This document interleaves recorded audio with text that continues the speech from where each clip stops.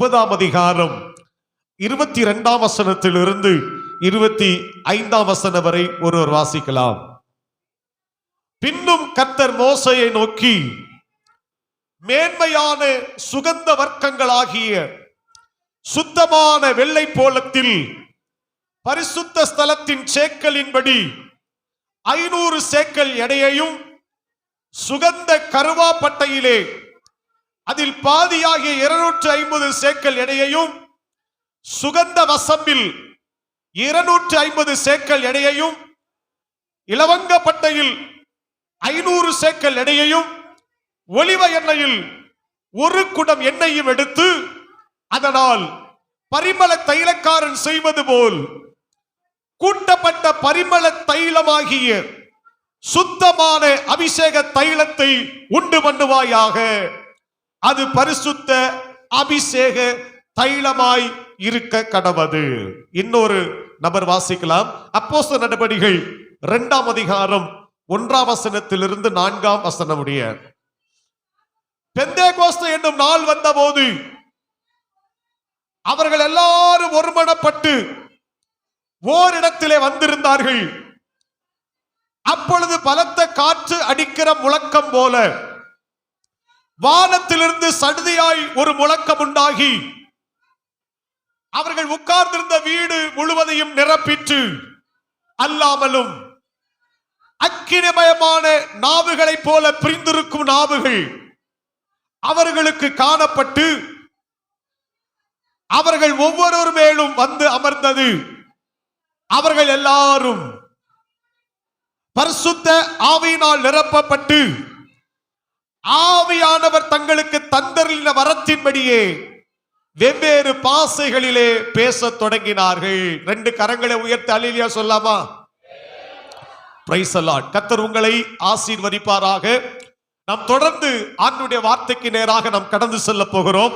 இன்றைக்கு நான் பிரசங்கிக்கிற பிரசங்கத்தினுடைய தலைப்பு என்னவென்று சொன்னால், அபிஷேகத்தின் 5 தன்மைகள் என்கிற தலைப்பிலே தேவ செய்தியை நான் உங்களுக்கு சொல்ல விரும்புகிறேன். சகோதர சகோதரிகள் சற்று கவனமாய் கேட்கும்படி உங்களை அன்போடு நான் கேட்டுக்கொள்ளுகிறேன்.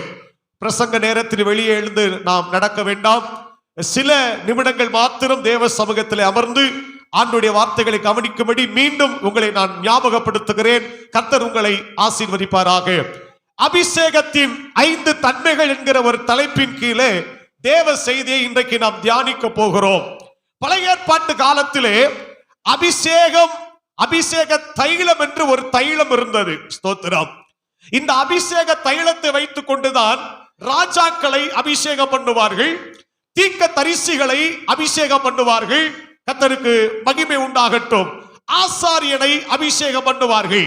அன்பானவர்களே, இப்படி அபிஷேகம் பண்ணுவதற்காக அபிஷேக தைலம் என்று பழைய ஏற்பாட்டிலே அபிஷேக தைலம் என்று இருந்தது.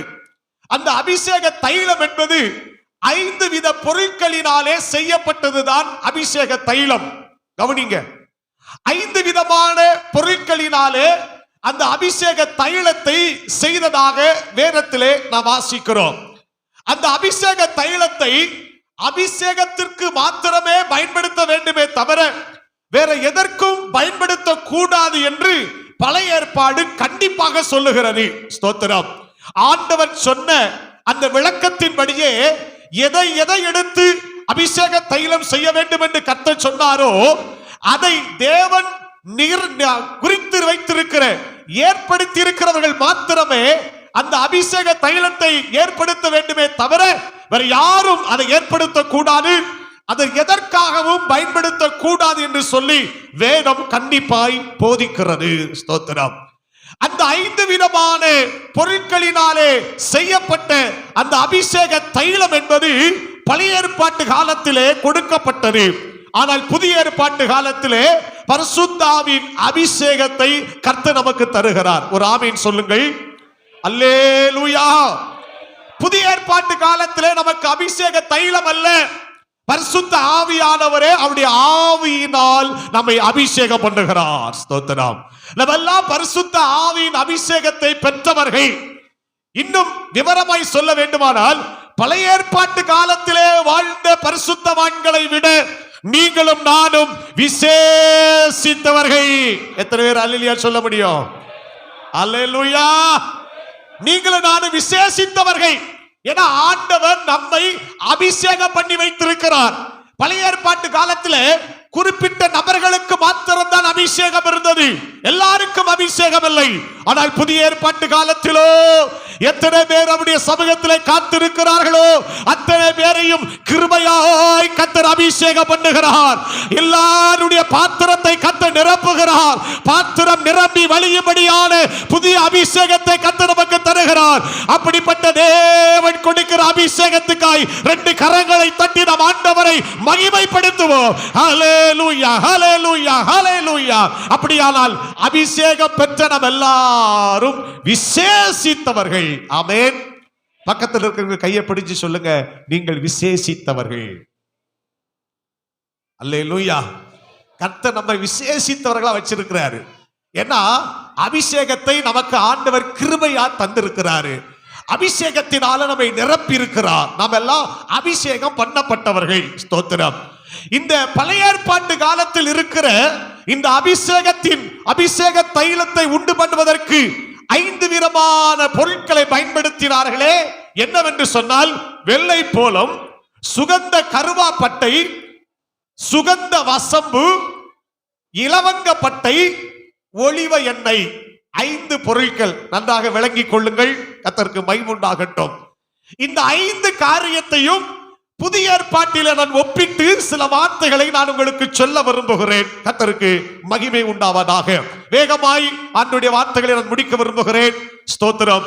எனக்கு அன்பானவர்களே, கர்த்தர் உங்களை ஆசீர்வதிக்கட்டும். முதலாவது பாருங்கள், அபிஷேக தைலத்தை உண்டு பண்ணும்படியாக தெரிந்து கொள்ளப்பட்ட பொருள் என்னவென்று சொன்னால், வெள்ளை போலம் என்று பைபிள் சொல்லுகிறது. அபிஷேக தைலத்திலே வெள்ளை போலம் என்பது மிகவும் முக்கியம். இந்த வெள்ளை போலம் என்பது, எப்படி வெள்ளை போலத்தை எடுப்பார்கள் அப்படின்னா, ஸ்தோத்திரம், மரத்தை குத்தும் போது, குறிப்பிட்ட மரத்தை குத்தும் போது அதிலிருந்து ஒரு வகையான பிசின் வரும். அந்த பிசின் தான் வெள்ளை போலமாக மாறுகிறது. கர்த்தருக்கு மகிமை உண்டாகட்டும். மரத்தை குத்தும் போது வருகிற அந்த பிசின் வாசனை உள்ளதாக இருக்கிறது, ஆனால் மிகவும் கசப்புள்ளதாக இருக்கும் என்று சொல்லி வெள்ளை போலத்தை பற்றி, ஸ்தோத்திரம், நாம் அறிய வேண்டிய சத்தியம் இதுதான். கவனியுங்கள். மரத்தை குத்தும் போது வருகிற பிசினித்தான் அந்த வெள்ளை போலம்.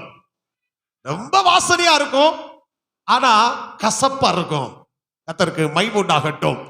இது எதற்கு அடையாளமா இருக்கு என்று சொன்னால், திருச்சபையிலே அபிஷேகம் பண்ணப்பட்ட தேவ பிள்ளைகள், தேவனால் தெரிந்து கொள்ளப்பட்ட தேவ பிள்ளைகள், பரிசுத்த ஆவியின் அபிஷேகம் பண்ணப்பட்டவர்கள், அபிஷேகத்துக்குள்ள 5 தன்மை இருக்கணும். கர்த்தருக்கு மகிமை உண்டாகட்டும். அதை நீங்க விளங்கிக் கொள்ளணும். அபிஷேகம் பெற்றவனுக்கும் அபிஷேகம் பெறாதவனுக்கு வித்தியாசம் இருக்கிறது. அபிஷேகம் பெற்றவளுக்கும் அபிஷேகம் பெறாதவளுக்கு வித்தியாசம் இருக்கிறது. நீ அபிஷேகம் பெற்றனா, நீ அபிஷேகம் பெற்றது உண்மைன்னா, இந்த அபிஷேகத்துக்குள்ள இந்த 5 தன்மை இருக்கணும். முதலாவது என்ன? பழைய ஏற்பாட்டு காலத்தின்படி வெள்ளை போலம். வெள்ளை போலம் எப்படி வருகிறது? மரத்தை குத்தும் போது வருகிறது. வெள்ளை போலத்தை எதற்கு அடையாளமாக்கி சொல்வார்கள்? பாடுகளுக்கு அடையாளமாக்கி சொல்வார்கள். பாடுகள் என்றாலே வெள்ளை போலம் பாடுகளுக்கு அடையாளமாய் இருக்கிறது. ஸ்தோத்திரம். எனக்கு அன்பான தேவ பிள்ளையே, புதிய ஏற்பாட்டிலே அபிஷேகம் பண்ணப்பட்ட ஒரு தேவ பிள்ளை, ஸ்தோத்திரம், நீ வாசனை வீச வேண்டுமானால் உனக்கு பாடு அவசியம்தான். கர்த்தருக்கு மகிமை உண்டாகட்டும். உன்னத பாட்டின் புஸ்தகத்திலே மணவாளன் சொல்லுகிறார், முள்ளுகளுக்குள் லீலி புஷ்பம் எப்படி இருக்கிறதோ அப்படியே குமாரத்திகளுக்குள்ளே எனக்கு பிரியமானவளும் இருக்கிறாள். கர்த்தருக்கு பிரியமானவள் எங்கே இருக்கிறாள்? முள்ளுகளுக்குள்ளே இருக்கிறாள். கர்த்தருக்கு மகிமை உண்டாகட்டும். மணவாளன் அழகாய் சொல்லுகிறார், முள்ளுகளுக்குள்ளே லீலி புஷ்பம் எப்படி இருக்கிறதோ அப்படியே குமாரத்திகளுக்குள்ளே எனக்கு பிரியமானவளும் இருக்கிறாள். ஆண்டவரே அவருக்கு பிரியமான குமாரத்தியை முள்ளுகளுக்குள்ள கொண்டு வந்து கர்த்தர் வச்சிருக்கிறாரு. ஏன்? அந்த முள்ளு குத்தும் போது அதிலிருந்து, அந்த லீலி புஷ்பத்திலிருந்து வாசனை வருகிறது. அல்லேலூயா, அல்லேலூயா. அப்ப வாசனை வெளிப்பட வேண்டுமானால் சில நேரங்களிலே அந்த முள்ளுகளின் குத்து அவசியமாக இருக்கிறது என்று கர்த்தர் கண்டபடினாலே வைக்க வேண்டிய இடத்துல சரியா கர்த்தர் உங்களை என்னையும் வச்சிருக்கிறாரு. ஒரு ஆமென் சொல்லுங்கள். அல்லேலூயா. சிலரை முள்ளா வச்சிருப்பாரு. அந்த முள்ளு குத்துனாதான் உனக்கு வாசனை வரும். அந்த முள்ளு குத்தலன்னா வாசனை வராது. அதனால கர்த்தர் எனக்கு வைத்திருக்கிற அந்த முள்ளுக்காய் கர்த்தருக்கு ஸ்தோத்திரம். எத்தனை பேர் அப்படி சொல்ல முடியும்? அல்லேலூயா.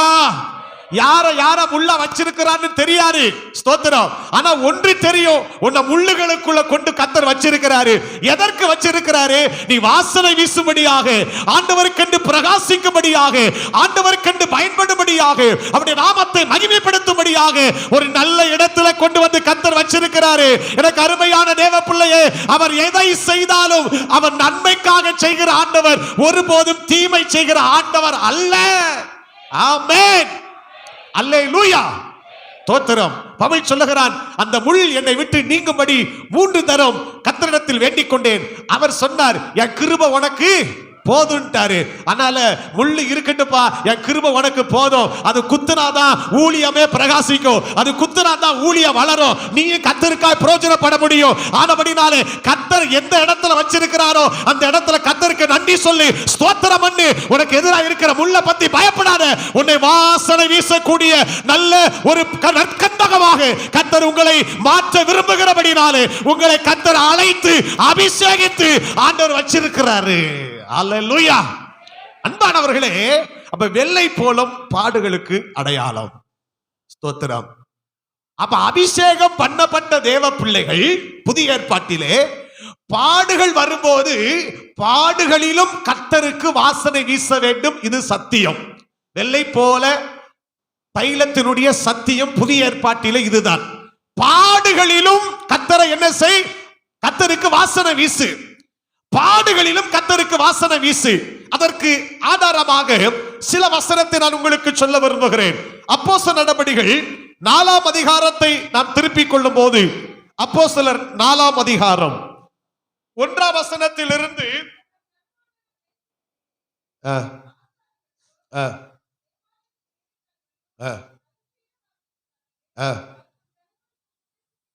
அவர்கள் ஜனங்களுக்கு உபதேசிக்கிறதினாலும் இயேசுவை முன்னிட்டு மரித்தோரிலிருந்து உயிர்த்தெழுதலை பிரசங்கிக்கிறதினாலும் அவர்கள் சினம் கொண்டு அவர்களை பிடித்து சாயங்காலமாய் இருந்தபடினால் மறுநாள் வரைக்கும் காவல்ல வச்சாங்க. ஏன் வச்சாங்க காவல்ல?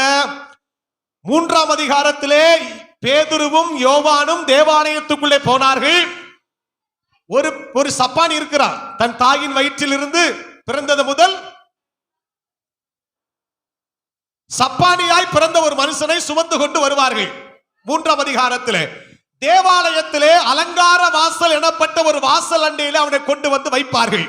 போகிற வருகிறவர்களை பார்த்து அவன் பிச்சை கேட்பான். ஒரு நாள் பேதுரு யோவானு போகிறார்கள். அவர்களை கண்டு அவன் பிச்சை கேட்டான்.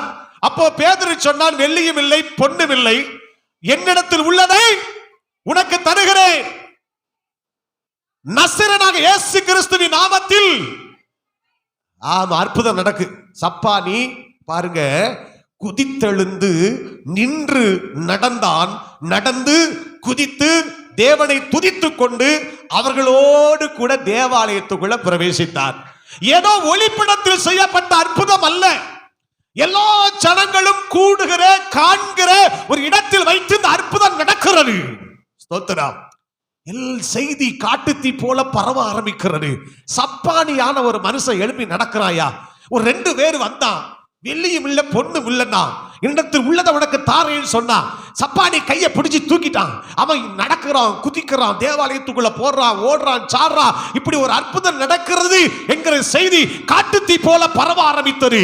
எனக்கு அன்பானவர்களே, இந்த செய்தி எல்லாம் எல்லா பக்கமும் போன போது ஸ்தோத்திரம் பாருங்க, மேலிடம் வரைக்கும் இந்த செய்தி போனபடினாலே ஸ்தோத்திரம் ஆசாரியர்களும் தேவாலயத்து சேனை தலைவனும் சதுசேயர் அவரிடத்தில் வந்து இயேசுவை முன்னிட்டு பிரசங்கிக்கிறதுனால கோபப்பட்டு அந்த 2 பேரையும் பிடித்து எங்க வச்சாங்க? சிறைச்சாலையில வைத்தார்கள். இதுவரைக்கும் சிறைச்சாலைக்கு போகாத நபர் இன்றைக்கு சிறைச்சாலைக்குள்ளே போகிறார்கள். ஸ்தோத்திரம். அன்பானவர்களே, இயேசு கிறிஸ்துவோடு கூட இருக்கிற வரைக்கும் சிறைச்சாலைக்குள்ள போகல. 3.5 ஆண்டு ஊழியத்திலே சிறைச்சாலையை பார்க்காத பேதுரு, யோவான் இப்பொழுது ஊழியத்திற்கு வந்து தன்னை அர்ப்பணித்து பரிசுத்த ஆவியின் அபிஷேகத்தை பெற்றுக்கொண்டு கர்த்தருக்கு ஊழியம் செய்த போது முதல் சிறைச்சாலை கிடைக்கிறது. இது பாடுகளுக்கு அடையாளம். ஸ்தோத்திரம்.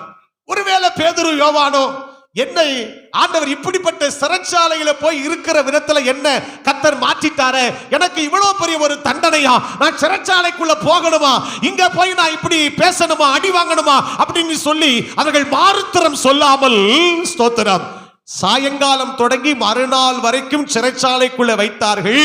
ஸ்தோத்திரம். எனக்கு அன்பானவர்களை, நடந்தது என்ன? மறுபடியும் வெளியே கொண்டு வந்தாங்க. கொண்டு வந்து ஸ்தோத்திரம், இந்த அற்புதம் எல்லாருடைய கண்கள் காண பொதுவாக நடந்திருக்கிறது, அதனால இவர்களை ஒன்றும் செய்ய முடியாது என்று சொல்லி அவர்களை பார்த்து, ஸ்தோத்திரம், இந்த நாமத்தை குறித்து நீ பேசாத, இந்த நாமத்தை குறித்து நீ சொல்லாத அப்படின்னு பயமுறுத்த வேண்டும் என்று சொல்லி அவர்களை பயமுறுத்தி பார்க்கிறார்கள். ஆனாலும் பாடுகளுக்கு மத்தியிலும், ஸ்தோத்திரம், இப்ப வெள்ளை போல பாருங்க, பாடுகளுக்கு மத்தியிலும் சிறைச்சாலைக்கு மத்தியிலும் கர்த்தருக்கு மகிமை உண்டாகட்டும், பலவிதமான துன்பத்துக்கு மத்தியிலும் வாசனை வீசுகிற ஊழியத்தை தான் அவர்கள் செய்தார்களே தவிர ஒருபோதும் அவர்கள் புறமுதுகு காட்டிவிட்டு ஊழியம் வேண்டாம், கர்த்தர் வேண்டாம் என்று அவர்கள் ஒரு நாளும் ஓடவில்லை. கரங்களை தட்டி ஆண்டவரை மகிமைப்படுத்தலாமா? உனக்கு அபிஷேகம் இருந்துச்சுன்னா நீ பாடுகளுக்கு மத்தியிலும் கர்த்தருக்கு என்ன செய்யணும்? வாசனை வீசணும். என்ன சொன்னார்கள்?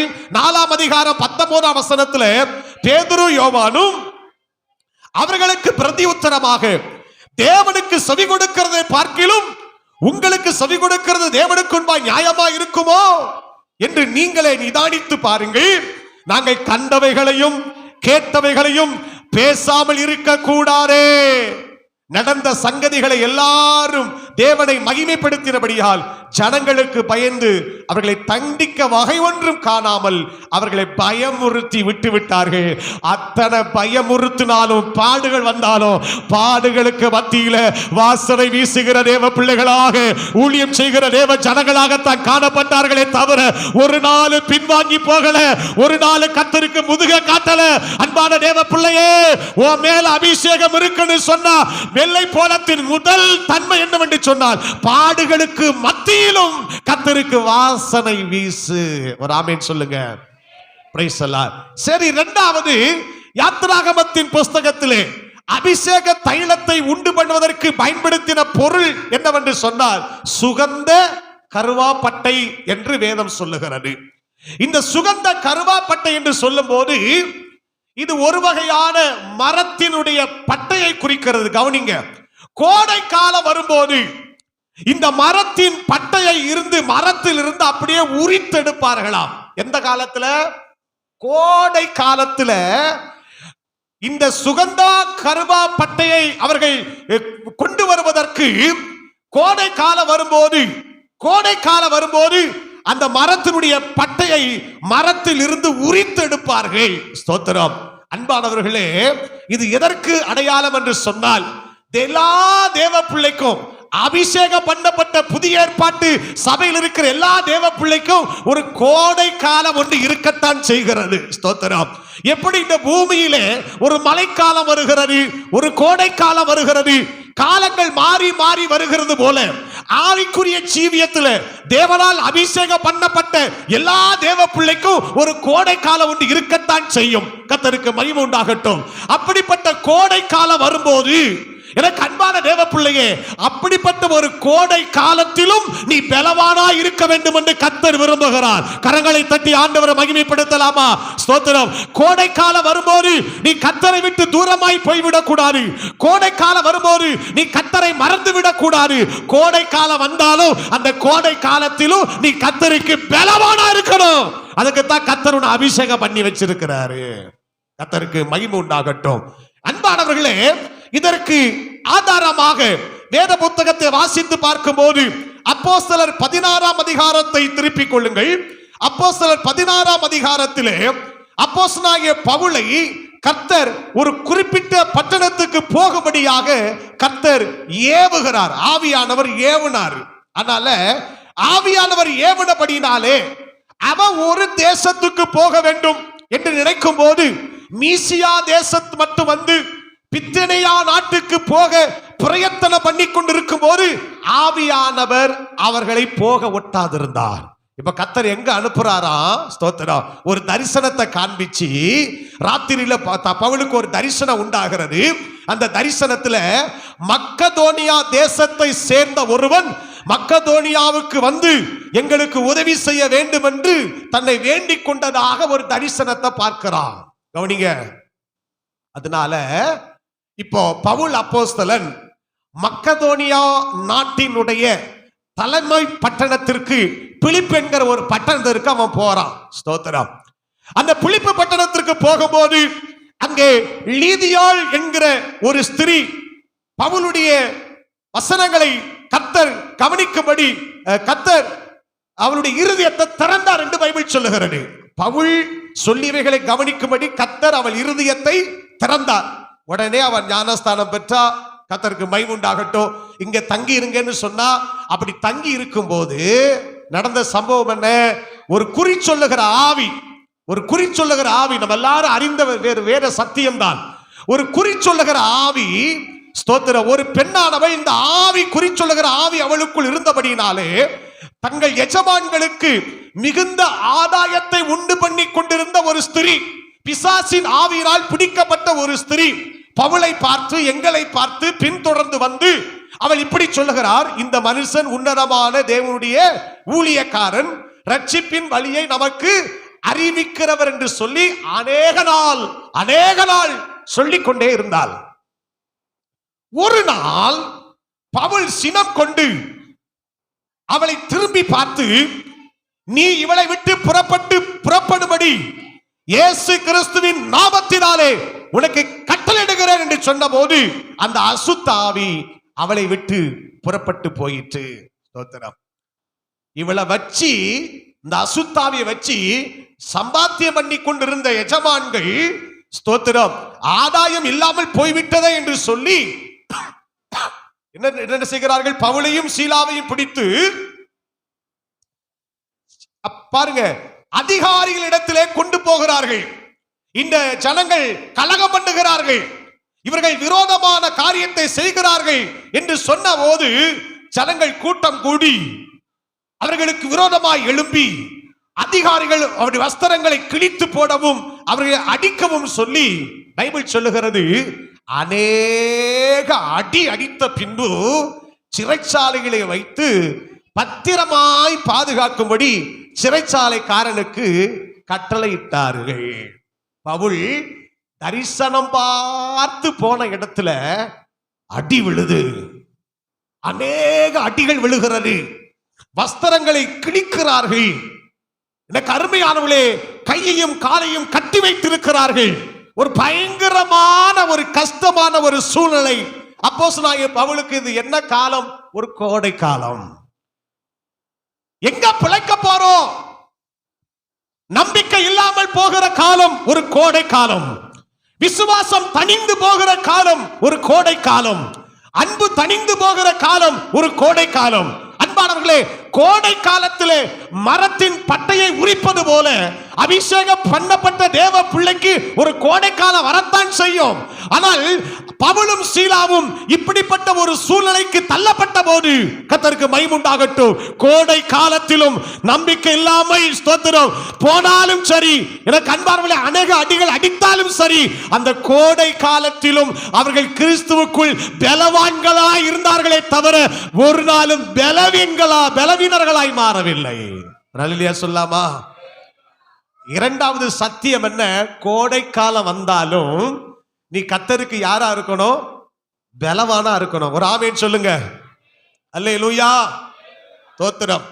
தப்பி பிழைப்போம் என்கிற நம்பிக்கை அற்று போனாலும் கூட, ஸ்தோத்திரம், பவுலை பார்த்து கர்த்தர் சொல்றாரு, நீ பயப்படாதே. அன்பானவர்களே, ஸ்தோத்திரம், அத்தனை கதவுகளும் உனக்கு எதிராக அடைக்கப்பட்டாலும், ஒரு கரமும் உனக்கு எதிராக நீட்டப்படாமல் போனாலும், அனைத்து சௌகரியங்களும் இல்லாமல் போனாலும், பல சூழ்நிலைக்கு நீ தள்ளப்பட்டாலும், பல சூழ்நிலைக்கு நேராய் நீ தள்ளப்பட்டு மனுஷர்களால் அவமதிக்கப்பட்டாலும் அது உனக்கு ஒரு கோடை காலம். அப்படிப்பட்ட கோடை காலத்தில் நீ பலவானாய் இருக்க வேண்டும் என்று கர்த்தர் விரும்புகிறார். ஆனபடினாலே சுகந்த கருவாப்பட்டை சொல்லுகிற சத்தியம் என்னவென்று சொன்னார், கோடை காலத்திலும் நீ பலவானாயிரு. ஒரு ஆமென் சொல்லுங்க. ஒரு நாளும் பலவீனனா போயிடாத. உன் பலன் குறைஞ்சிடக்கூடாது. நீ காலாட்களோடு நடந்து போகும்போது சோர்ந்து போவாய், ஆனால் குதிரைகளோடு நீ எப்படி ஓடுவாய்? எப்படிப்பட்ட காலங்கள் வந்தாலும் சரி, நீ கர்த்தருக்குள்ள எப்படி இருக்கணும்? பலவானா இருக்கணும். கையை உயர்த்தி ஒரு அல்லேலூயா சொல்லாமா? அல்லேலூயா, அல்லேலூயா. ஒருவேளை கர்த்தர் அனுமதித்தால் நீ பலவானா இருக்கணும். ஸ்தோத்திரம். எனக்கு அன்பான தேவ பிள்ளையே, எல்லாம் அவனை விட்டு போய்விட்டது. அவனுக்கு இருந்த எல்லாம் யோபை விட்டு போய்விட்டது. ஆனால் அது அவனுக்கு ஒரு கோடை காலமாகத்தான் இருந்தது. ஸ்தோத்திரம். ஓ, எப்படி பட்டை உரிக்கப்படுகிறதோ அதே போல உரிக்கப்படுகிற சூழ்நிலை வந்தது. எல்லாம் இழந்து போகிற சூழ்நிலை வந்தது. அந்த நேரத்திலும் கூட அந்த யோபு என்கிற பக்தன் ஸ்தோத்திரம் பலவானா இருந்தானே தவிர பலவீனனாக போகவில்லை. கர்த்தர் கொடுத்தார், கர்த்தர் எடுத்தார். கர்த்தருடைய பரிசுத்த நாமத்துக்கு ஸ்தோத்திரம். நல்ல கோடை காலம் வந்தாலும் பலவானாரு. முதலாவது பாடுகளிலும் கர்த்தருக்கு வாசனை வீசு, அது வெள்ளை போலத்திற்கு அடையாளம். இரண்டாவது சுகந்த கருவாப்பட்டை என்கிற சத்தியம் என்ன, கோடை காலம் வந்தாலும் அதிலும் நீ கர்த்தருக்கு பலவானாரு. ஒரு ஆமென் சொல்லுங்க. கொஞ்சம் கூட நீ உன் பலன் குறைஞ்சிடக்கூடாது. மோசே என்னை அனுப்பும் போது இருந்த பலன் அப்படியே இந்நாள் வரைக்கும் இருக்கு. அதனால அந்த மலை நாட்டை எனக்கு தாரும், நான் சுதந்திரித்துக் கொள்வேன் சொல்லி ஒரு காலேப்பு சவால் விட்டானே 80 வயசுல. ஸ்தோத்திரம். அன்பு தேவ பிள்ளையே, எத்தனை வருஷங்கள் ஆனாலும் உனக்கு இருக்கிற பலன் குறையவே கூடாது. பல முறை நீ கோடை காலத்தை பார்த்தாலும், பல முறை பல காலங்களில் நீ சந்தித்தாலும் உனக்கு இருக்கிற அந்த பலன் குறையவே கூடாது. அதுதான் கர்த்தர் உனக்கு தந்த அபிஷேகத்தின் சத்தியம். நல்ல கைகளை தட்டி ஆண்டவரை மகிமைப்படுத்தலாமா? Praise the Lord. மூன்றாவதாக சுகந்த வசம்பு என்று பைபிள் சொல்லுகிறது. ஸ்தோத்திரம். முதல்ல வெள்ளை போலம், இரண்டாவது சுகந்த கருவாப்பட்டை, மூன்றாவது சுகந்த வசம்பு என்று சொல்லப்பட்டிருக்கிறது.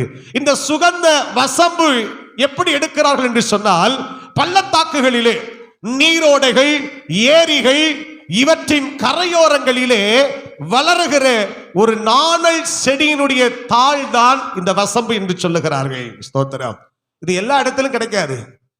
எங்க நீரோட்டம் அதிகமா இருக்கிறதோ, எங்கே ஏரிகள் இருக்கிறதோ, அந்த ஓரங்களிலே இப்படிப்பட்ட வாசனை கொடுக்கிற அந்த சுகந்த வசம்பு கிடைப்பதாக சொல்லுகிறார்கள். ஸ்தோத்திரம். எனக்கு அன்பானவர்களே, ஒரு பரிசுத்த வேதத்தை வாசித்து பார்க்கும்போது ஒரு நீதிமானை அழகா 1ஆம் சங்கீதத்தில் சொல்லப்பட்டிருக்கிறது. அவன் நீர்க்கால் ஓரமாய் நடப்பட்டு தன் காலத்தில் தன் கனியை தந்து இலை உதிராதிருக்கிற மரத்தை போல் இருப்பான். நீர்க்கால் ஓரமாய் நடப்பட்டு. அப்போ நீர்க்கால் ஓரம் என்பது, ஏரிகளின் ஓரம் என்பது எதற்கு அடையாளம் தெரியுமா? செழிப்புக்கு அடையாளம். செழிப்புக்கு அடையாளம். வேதம் அப்படித்தான் சொல்லுகிறது. செழிப்பு. அப்ப அபிஷேகம் பண்ணப்பட்ட ஒரு தேவ பிள்ளை உனக்கு கர்த்தர் சில செழிப்புகளை கொடுப்பார். ஆவிக்கேற்ற செழிப்பு என்று வைத்துக் கொள்ளுங்கள். கர்த்தருக்கு மகிமை உண்டாகட்டும். ஆவிக்கேற்ற ரீதியிலே சிலர் உயர்வுகளையும் சில மேன்மைகளையும் சில செழிப்புகளையும் கர்த்தர் கொடுப்பார். அந்த செழிப்பு வரும்போது ஸ்தோத்திரம், நீ ஆண்டவருடைய சமூகத்தில் தாழ்மையா இருக்கணும். மூன்றாவது வேதம் நமக்கு சொல்லிக் கொடுக்கிற சத்தியம் என்னவென்று சொன்னால், சுகந்த வசம்பு என்பது செழிப்புக்கு அடையாளம். அந்த செழிப்பு வரும்போது நீ எப்படி இருக்கணும்? தாழ்மையா இருக்கணும். தாழ்மையா இருக்கணும். தாழ்மையா இருக்கணும். கர்த்தருக்கு மகிமை உண்டாகட்டும். ஆவிக்குரிய வாழ்விலே எவ்வளவுதான் கர்த்தர் உன்னை உயர்த்தினாலும், நான் மாம்சீகமாக பேசவில்லை, ஆவிக்கேற்றபடி பேசுகிறேன். நீ ஜெபிப்பதிலும், நீ பிரசங்கம் பண்ணுவதிலும், நீ கர்த்தருக்கு அடுத்த காரியத்திலும் ஒரு ஸ்டெப் வளர்ந்து வருகிறது. அது ஒரு ஆவிக்குரிய செழிப்பு. Praise the Lord. தரிசனங்களை பார்க்கிறது ஒரு ஆவிக்குரிய செழிப்பு. நல்ல சொப்பனங்களை பார்ப்பது ஒரு ஆவிக்குரிய செழிப்பு. நல்ல ஆண்டவருக்காக பிரயாசப்பட வேண்டும் என்று விரும்புவது ஒரு ஆவிக்குரிய செழிப்பு. ஸ்தோத்திரம். நல்ல மணிக்கணக்கா ஜெபிக்கிற, இரவும் பகலா ஜெபிக்கிறேன், நல்ல உபவாசம் போடுறேன், அது ஒரு ஆவிக்குரிய செழிப்பு. கர்த்தருக்கு மகிமை உண்டாகட்டும். எவ்வளவு கர்த்தருக்குள்ள முன்னேற விரும்புகிறாயோ, நல்லா ஜெபம் பண்ணணும், நல்ல வேதத்தை வாசிக்கணும், நல்லா துதிக்கணும், நல்ல ஊழியம் செய்யணும், கர்த்தருக்கு ஏதாவது ஒன்று செய்யணும். இப்படிப்பட்ட ஆவிக்குரிய செழிப்பு ஒரு விசுவாசிக்கு அவசியம். ஆமென். இந்த உயிருள்ள அல்லேலூயா சொல்லுங்க பார்க்கலாம். ஸ்தோத்திரம். இப்படிப்பட்ட ஒரு செழிப்பு ஒரு தேவ பிள்ளைக்கு அவசியம். நீ ஆவிக்குரிய நிலையில வறண்டு போயிடக்கூடாது. ஸ்தோத்திரம். ஆவிக்குரிய ஜீவியத்துல ஒண்ணு இல்லாம போயிடக்கூடாது. ஆவிக்குரிய ஜீவியத்தை நீ வளரணும். Praise the Lord. 4 பேரை நீ கர்த்தருக்காக ஆதாயப்படுத்தணும். நீ வெளியில இறங்கி நீ ஊழியம் செய்யணும், ஏதாவது கர்த்தருக்கு உனக்கு செய்யணும், ஏதாவது கர்த்தருக்காக ஏதாவது ஒன்று சாதிக்கணும் அப்படிங்கிற வெறி ஒரு தேவ பிள்ளைக்கு வரணும். Praise the Lord. என் வாலிபத்தை நான் கர்த்தருக்கு கொடுக்க விரும்புகிறேன், இந்த வாலிபத்தை ஆண்டவருக்காக செலவழிக்க விரும்புகிறேன், ஏதாவது ஒன்று கர்த்தருக்கு நான் செய்ய துடிக்கிறேன். இப்படி ஒரு ஆவிக்குரிய செழிப்பு ஒரு விசுவாசிக்கு வரணும். Praise the Lord. இப்படிப்பட்ட செழிப்பு வரும்போது நமக்குள்ள என்ன இருக்கணும்?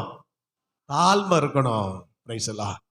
எவ்வளவுதான் ஆவிக்குரிய வாழ்க்கையில கர்த்தர் உன்னை உயர்த்தினாலும், ஜெபிக்கிறவளாக, துதிக்கிறவளாக, சுவிசேஷம் அறிவிக்கிறவளாக, பிரசங்கம் பண்ணுகிறவளாக, ஸ்தோத்திரம், எல்லா கிருபை பெற்றவளாக, கிருபை பெற்ற பாத்திரமாக, தாளந்துகளை பயன்படுத்துகிறவளாக, எப்படிப்பட்ட ரீதியில கர்த்தர் உன்னை பயன்படுத்தினாலும், ஆவிக்குரிய செழிப்பு வந்தாலும் உனக்கு தாழ்மை வேணும்.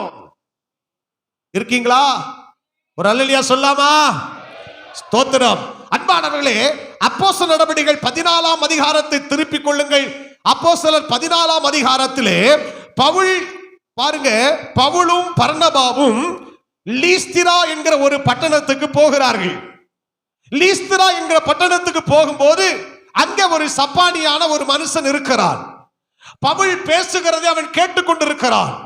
பவுல் சொல்லுகிறான், அவனை உற்று பார்த்து, ரட்சிப்புக்கேற்ற விசுவாசம் அவனுக்கு உண்டென்று சொல்லி எழுந்து காலுண்டி நிமிர்ந்தனல் என்று உரத்த சத்தத்தோடு சொன்னான். அவன் குதித்து எழுந்து நடந்தான். அற்புதம். அந்த பட்டணத்துல கண்கள் காண்கிற விதத்துல அந்த அற்புதம் நடக்கிறது. ஸ்தோத்திரம். 11ஆம் வசனம் சொல்லுகிறது, பவுல் செய்ததை ஜனங்கள் கண்டு தேவர்கள் மனுஷ ரூபம் எடுத்து நம்மிடத்தில் இறங்கி வந்திருக்கிறார்கள் என்று லிக்கவோனியா பாஷையிலே சத்தமிட்டு சொல்லி பர்னபாவை யூபித்தர் என்றும், பவுல் பிரசங்கத்தை நடத்துகிறவனாய் இருந்தபடினால் அவனை மெர்க்குரி என்றும் சொன்னார்கள். அவர்களே பேர் வைக்கிறாங்க. ஸ்தோத்திரம். எதை பார்த்து பேர் வைக்கிறான்? அற்புதத்தை பார்த்து. பவுலுக்கு ஒரு பேரு, பர்னபாவுக்கு ஒரு பேரு. ஸ்தோத்திரம். அன்பானவர்களே, ஊழியத்திலே பவுலையும் பர்னபாவையும் கர்த்தர் பயன்படுத்தும் போது, அவர்கள் கைகளினாலே கர்த்தர் அற்புதம் செய்யும் போது, அது ஊழியத்தில் கிடைத்த ஒரு செழிப்பு. ஒரு ஆமென் சொல்லுங்க. அல்லேலூயா. நம்ம சொன்னா பிசாசு ஓடுகிறது. இயேசுவின் நாமத்தில் புறப்பட்டு போ என்று சொன்னால் போகிறது. இது ஆவிக்குரிய செழிப்பு. கர்த்தருக்கு மகிமை உண்டாகட்டும். நம்ம ஒரு காரியத்துக்காக ஜெபம் பண்ணா அந்த காரியத்தை உடனே கர்த்தர் கேட்கிறாரு. இது ஆவிக்குரிய செழிப்பு. எனக்கு அன்பானவர்களே, சப்பாடி எழும்பி நடக்கிறான். ஜனங்கள் எல்லாரும் பார்க்கிறார்கள். ஸ்தோத்திரம். பார்த்த உடனே நடந்தது என்ன பாருங்க. பட்டணத்துக்கு முன்னே யூபித்தருடைய கோவில் பூஜாசாரி எருதுகளையும் பூமாலைகளையும் வாசல் அண்டையிலே கொண்டு வந்து ஜனங்களோடு கூட பலியிட மனதா இருந்தார்கள். கவனிங்க. பவுலுக்கு எல்லாம் மாலை ரெடி ஆயிட்டு, பூமாலை போடணும். எருதுகளை கொண்டு வந்தார்கள். எதற்கு? பலி செலுத்த. யாருக்கு? பவுல் அப்போஸ்தலனையும் பர்னபாவையும் அவர்கள் கடவுள் என்று நினைத்து விட்டார்கள். தேவர்கள் நினைத்து விட்டார்கள். இவர்களுக்கு என்ன செய்ய வேண்டும்? பலி செலுத்த வேண்டும். இந்த காளைகளை இவர்களுக்கு பலி செலுத்தி இந்த மாலையை போடுன்னு சொல்லி மாலையோடு எருதுகளோடு வந்து நிற்கிறார்கள்.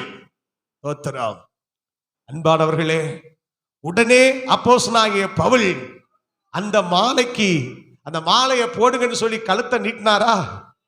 இல்ல.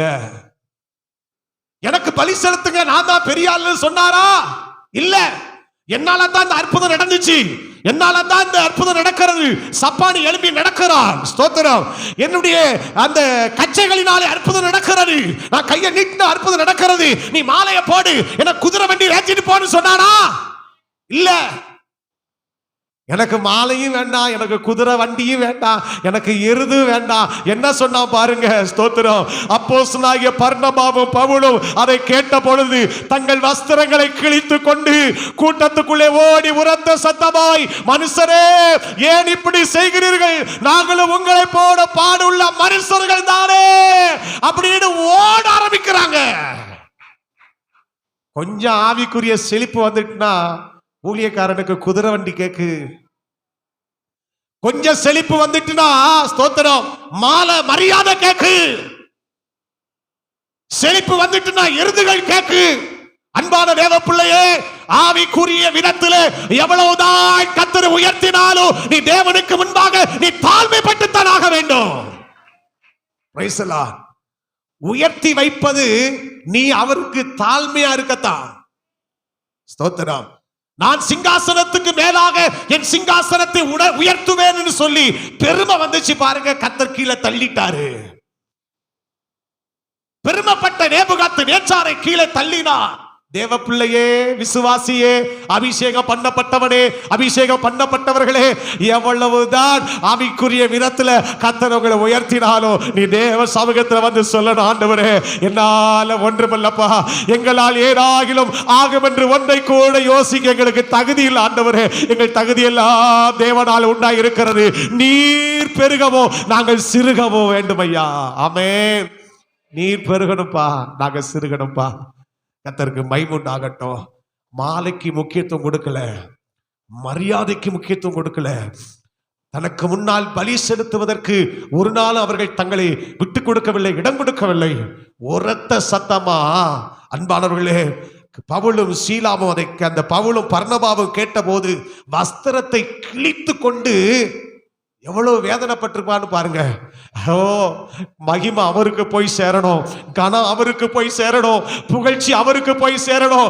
அவருக்கு சேர வேண்டிய புகழ்ச்சியை, கனத்தை, மரியாதையை எனக்கு கொடுக்க வேண்டாம், அவருக்குரிய எதுவுமே எனக்கு வேண்டாம் என்று சொல்லி உரத்த சத்தமாய் ஓடி அந்த இடத்துல வந்து ஆண்டவரை குறித்து மறுபடியும் பறைசாற்றினார்கள். அன்பானவர்களே, என்ன சொல்லுகிறேன் என்று சொன்னால், சுகந்த வசம்பு என்பது செழிப்புக்கு அடையாளமாக இருந்தாலும், ஏரிகள் ஓரமாய் கால்வாய்கள் ஓரமாய் தலைத்து வளர்கிற ஸ்தோத்திரம் ஒரு நாணலின் தாள்களாக இருந்தாலும், அது செழிப்புக்கு அடையாளமாக இருந்தாலும், எவ்வளவுதான் செழிப்பு வந்தாலும் அந்த செழிப்புக்குள்ள உனக்கு ஒரு தாழ்மை இருக்கணும். ஒரு ஆமென் சொல்லுங்க.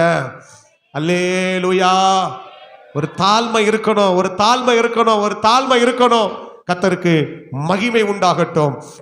பிரியமானவர்களே, அதைத்தான் பரிசுத்த ஆவியானவர் நமக்கு கற்றுக் கொடுக்கிறார். சரி, அடுத்து பாருங்க, 4வது இலவங்க பட்டை என்று வேதம் சொல்லுகிறது. ஸ்தோத்திரம். பாருங்க, இது ஒரு வகையான ஒரு தாவரத்தினுடைய இலை, பிரசித்தி பெற்ற ஒரு பொருள். சுத்திகரிப்புக்காக இதை பயன்படுத்துவார்களாம். இந்த இலவங்கப்பட்டையை சுத்திகரிப்புக்காக பயன்படுத்துவார்கள், சுத்திகரிப்புக்காக பயன்படுத்துவார்கள். இதில் நாம் விளங்கிக் கொள்ளுகிற சத்தியம் என்னவென்று சொன்னால், விலை உயர்ந்ததாக இருந்தாலும் அது சுத்திகரிப்புக்காக பயன்படுகிறது. மீண்டும் சொல்லுகிறேன், எவ்வளவு பிரசித்தி பெற்றதாக இருந்தாலும், எல்லாராலும் போற்றப்படுகிறதாக இருந்தாலும் அது சுத்திகரிக்க உதவுகிறது. அன்பு தேவ பிள்ளையே, எவ்வளவுதான் கர்த்தர் உன்னை உயர்த்தினாலும் நீ கர்த்தருக்கு ஊழியம் செய்யணும். ஒரு ஆமென் சொல்லுங்க. அபிஷேகத்தினுடைய 4வது தன்மை என்னன்னு சொன்னா, எவ்வளவுதான் கர்த்தர் உன்னை உயர்த்தினாலும் ஆண்டவருக்கு என்ன செய்யணும்? ஊழியம் செய்யணும். வாசிக்கலாம் ஒரு வசனத்தை. யோவான் எழுதின சுவிசேஷம் 13ஆம் அதிகாரம். யோவான் எழுதின சுவிசேஷம் 13ஆம் அதிகாரம் 3ஆம் வசனத்தை வாசிங்க. தம்முடைய கையில் பிதா எல்லாவற்றையும் ஒப்பு கொடுத்தார் என்பதையும், தாம் தேவனிடத்திலிருந்து வந்ததையும் தேவனிடத்திற்கு போகிறதையும் இயேசு அறிந்து. இப்ப இயேசுவுக்கு தெரியும், நான் எங்க இருந்து வந்தேன்? தேவனிடத்திலிருந்து வந்தேன். நான் எங்க போறேன்? தேவனிடத்துக்கு போகிறேன். நான் தேவனிடத்திலிருந்து வந்தேன், நான் தேவனிடத்திற்கு போகிறேன். அந்த இயேசுவை பற்றி வேதம் சொல்லுகிறது, பிதாவாகிய தேவன் அவரை பரிசுத்த ஆவியினாலும் வல்லமையினாலும் அவர் என்ன செஞ்சு வச்சிருந்தாரு? அபிஷேகம் பண்ணி வச்சிருந்தாரு. பிதாவாகிய தேவன் இயேசு கிறிஸ்துவை அபிஷேகம் பண்ணி வச்சிருந்தாரு. அந்த இயேசு கிறிஸ்து தேவன் தனக்கு கொடுத்த அந்த மாதிரியின்படியே, அந்த தேவ சித்தத்தின்படியே இந்த உலகத்திலே ஊழியம் செய்தார். அந்த யோவான் எழுதின சுவிசேஷம் 13ஆம் அதிகாரத்துக்கு வரும்போது, நான் தேவனிடத்திலிருந்து வந்தேன், நான் தேவனிடத்துக்கு ஏறி போகிறேன் என்று இயேசுவுக்கு தெரியும். அல்லேலூயா. நான் உயர்வில் இருந்து வந்தவன், பிதாவாகிய தேவனே அனுப்பியிருக்கிறாரு. ஸ்தோத்திரம். நான் விண்ணுக்குரியவன், நான் பிதாவிடத்துக்கு ஏறி போகிறவன் என்று இயேசுவுக்கு தெரியும். அது ஒரு உயர்வு. ஆனா இயேசு அறிந்து, அடுத்த வசனத்தை வாசிங்க, போஜனத்தை விட்டு எழுந்து வஸ்திரங்களை கலற்றி வைத்து ஒரு சீலை எடுத்து அறையிலே கட்டிக்கொண்டு பின்பு பாத்திரத்தில் தண்ணீர் வார்த்து சீசனுடைய கால்களை கழுவவும் தாம் கட்டி கொண்டிருந்த சீலையினால் துடைக்கவும் துடைத்தார். அன்பானவர்களே, எவ்வளவு பெரிய உயர்வு வந்தாலும் நீ கர்த்தருக்கு என்ன செய்யணும்? ஊழியம் செய்யணும். நீ சுத்திகரிப்புக்கு உகந்த பாத்திரமா இருக்கணும். கர்த்தருக்கு மகிமை உண்டாகட்டும். தேவனிடத்திலிருந்து வந்தேன், தேவனிடத்திற்கு போகிறேன் என்று இயேசுவுக்கு தெரிந்த போதிலும் கூட அவர் சர்வ வல்லமை உள்ளவர். அவர் சர்வ வல்லமை உள்ளவர்.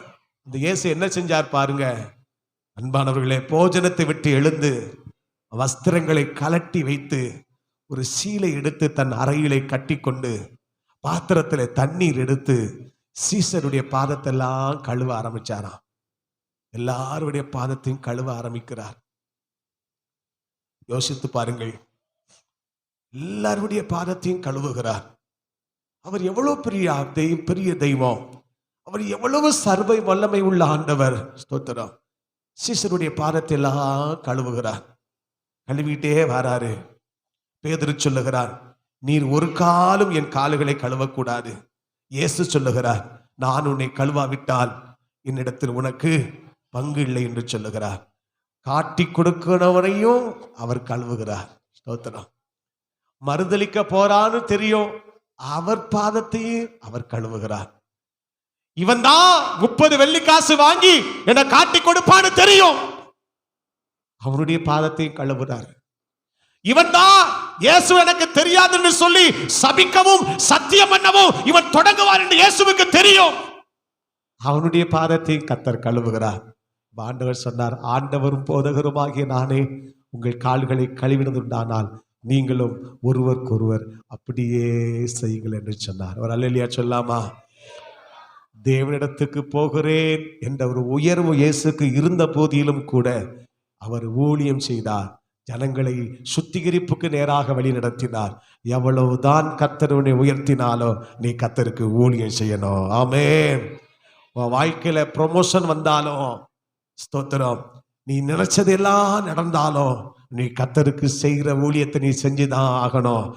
உயர்விலும் கர்த்தருக்கு ஊழியம் செய். ஆமென் சொல்லுங்க. அதான் கர்த்தர் நமக்கு கற்றுக் கொடுத்த பாடம்.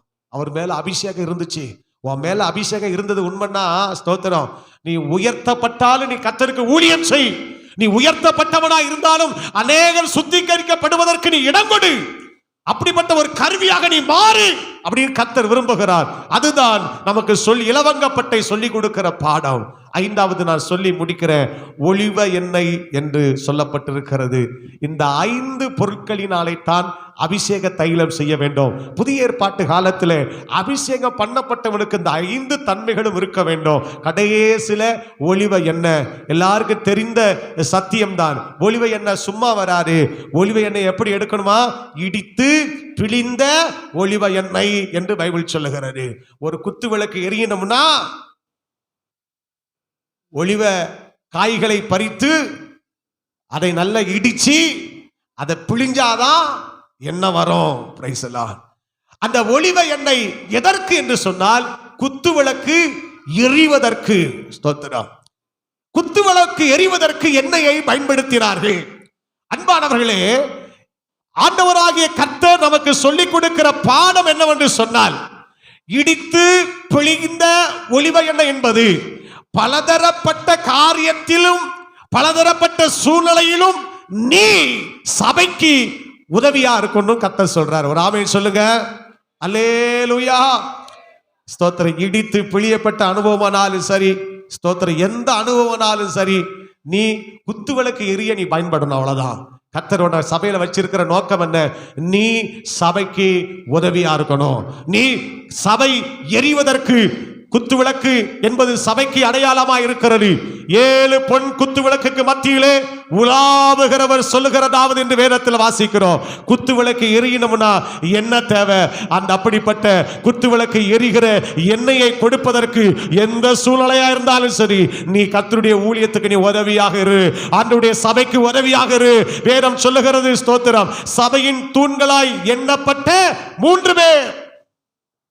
அவர்களை கலாத்தியர் நிருபத்தில் பவுல் அடையாளப்படுத்தும் போது சபையின் தூண்களா எண்ணப்பட்ட கேபா, யோவான், பேதுரு, இந்த 3 பேரும் சபைக்கு தூண்களாக இருந்தார்கள்.